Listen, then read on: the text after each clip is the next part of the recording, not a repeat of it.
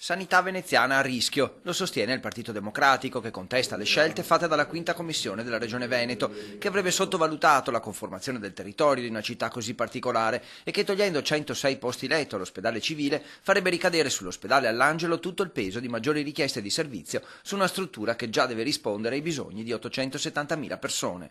La specificità di Venezia, città unica nel mondo, unica dal punto di vista logistico, dei servizi, eccetera, continua ad avere una forte penalizzazione all'ospedale civile. La paura è di un indebolimento fortissimo della qualità dei servizi sociosanitari per la città di Venezia.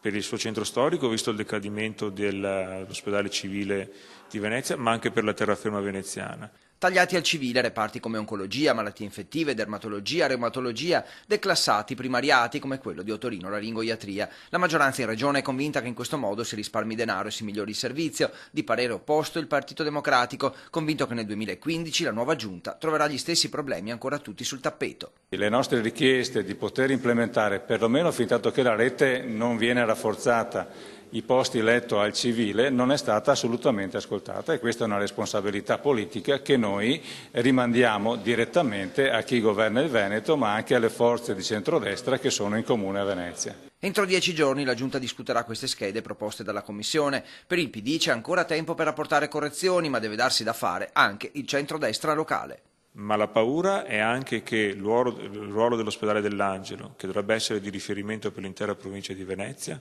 venga pregiudicato dalla scelta che hanno fatto queste schede, perché la domanda di salute che non trova risposta nell'ospedale civile e nelle altre strutture veneziane verrà caricata inevitabilmente sull'Angelo e questo metterà in crisi la sua funzione di ospedale di riferimento provinciale.